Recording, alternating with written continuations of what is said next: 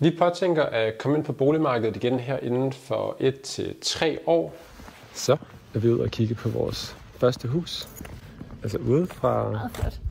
ser det rigtig flot ud. Jeg kan virkelig godt lide udtrykket på det. Ja. Det kan jeg godt, må jeg sige. Ja, det er et meget pænt hus, det er det. Hvis den der dobbelt carport. Ja.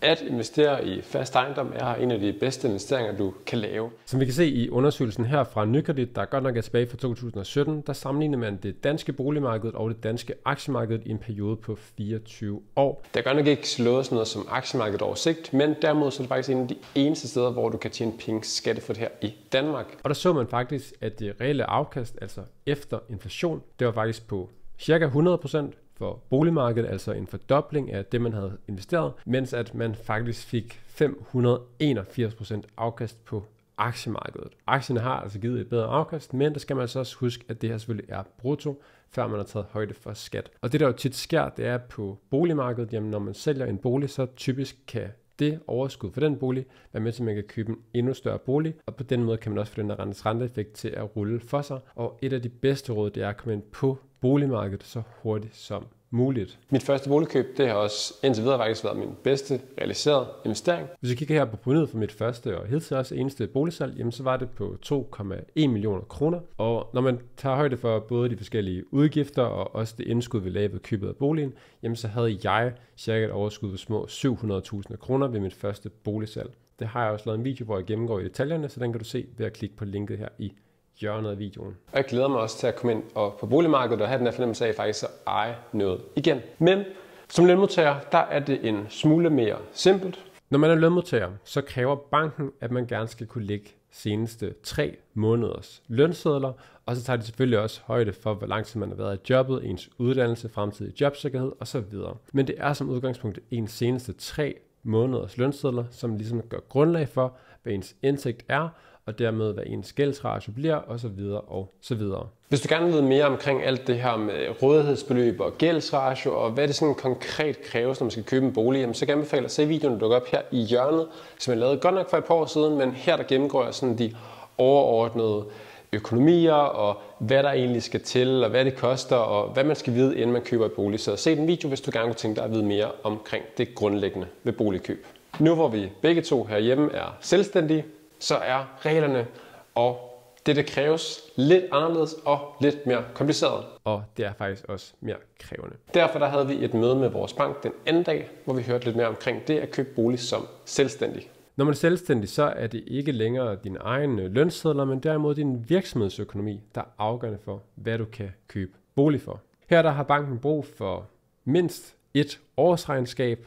Det vil sige, at det kræver altså en del mere end bare 3 måneder, og alt afhængig af ens regnskabsår og hvornår man lægger regnskab, jamen så kan der gå en godt stykke mere end et helt år, før man faktisk har grundlag nok til, at banken kan analysere ens regnskab og vurdere, hvad ens indtægt er, og hvad ens mulige fremtidige indtægt er. Faktisk så ser banken også gerne, at man som selvstændig har flere årsregnskaber, at man kan fremvise, inden man køber bolig. Så det kræver altså en del mere, end når man bare er almindelig lønmodtager. Men alt afhængig af, hvad ens stilling, provision, uddannelse er, så kan de også godt overveje mulighederne for, hvad du ville kunne få, hvis man nu var på en lønningsliste som en fastansættelse, og regne ud fra det, i tilfælde af, at det nu ikke skulle gå godt med ens virksomhed fremadrettet. Så det første, vi fik at vide til vores bankmøde, det er standard, det her med, at man bliver godkendt ud fra, at ens økonomi, den skal kunne klare et 30-årigt fastforrentet realkredit på 80% af boligens pris, og så skal man også kunne klare at have et 25-årigt banklån til de resterende 15%. De sidste 5%, den skal man som altid have kontant, plus til de omkostninger, der er ved at købe bolig, skal man også have kontant. En anden ting, vi bliver gjort opmærksom på, det er også især energiforbrug og energikilden her for tiden. Vi har kigget på rigtig mange forskellige boliger, og vi har set årlige varmeforbrug lige fra helt ned til 3.000 kroner om året, op til 12.000 og nogle af deres helt op til 30.000 kroner om året. Der er kæmpe stor forskel især her for tiden, hvor meget man har brugt på varme, så det er også vigtigt, at man er opmærksom på det, og især også hvilken energimærkning dit hus det er. Vi har allerede været ude og kigge på en bolig her i Odenseområdet. Ej, der er et koven. Ej, det er hyggeligt. Det er meget hyggeligt. Det kan jeg godt lide. Det er rigtig hyggeligt. Det kan jeg også godt lide.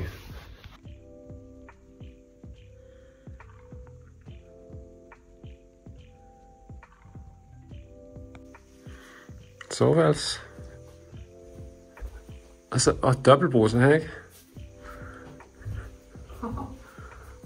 Nå, det er egentlig sjovt, så kan man gå ind fra... Nej, det er toilet, er det ikke? Det er faktisk meget. Det er faktisk lidt fint. Ja, en enkelt håndvask, fin og jord. Jeg ved, om den her ting, det er jo sådan noget udstilling, om de fjerner det. Det kan man nok forhandle med. Og så lige over i walk-in-klasset også.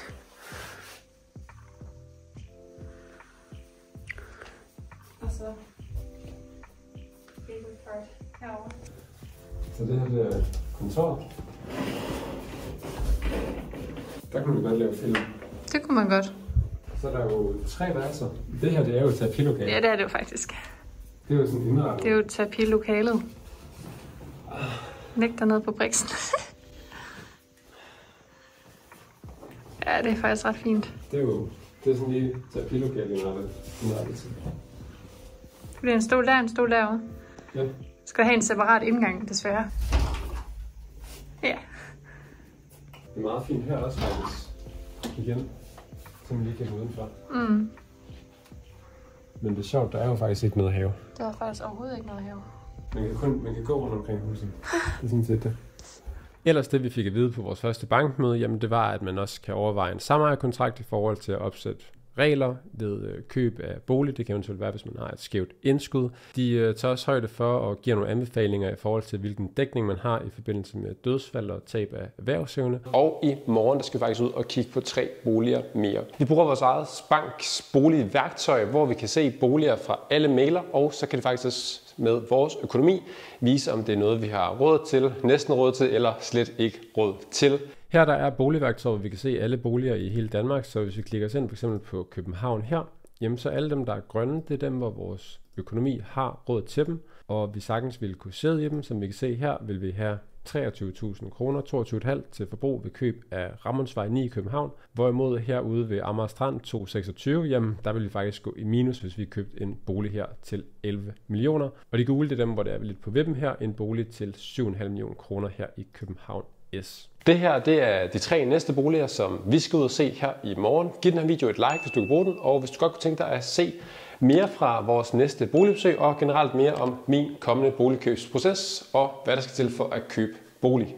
Personligt, jamen, så er der 1 til 3 år sandsynligvis til, at vi skal købe en bolig, men vi starter allerede processen op nu, for vigtigst af alt, både få kommet i gang, få banken til at vide, at vi gerne vil købe, og når vi på et tidspunkt gerne slår til, jamen så har vi styr på det meste. Banken ved, at vi gerne vil købe, de kender vores regnskaber, vi ved nogenlunde, hvad vi kan handle for, og så skal vi ikke først til at starte hele processen med banken op. Derudover så den anden del af sagen, det er også, at det er super vigtigt at finde ud af som et par i det her tilfælde, hvad vi godt kan lide hver især og fælles, og finde frem til, jamen, hvad for en type af bolig, hvad for et område, afstand til dit og dat, og så videre, og få en masse erfaring. Og derfor skal vi også ud og se en masse forskellige boliger, så vi kan finde frem til, hvad der bliver vores fremtidige drømmebolig. Her er nogle af de favoritter, som vi har udpeget indtil videre, og som vi også kan se, så er der allerede 3 af dem, der også er blevet taget af markedet, enten fordi de er solgt, eller ikke længere er til salg, simpelthen.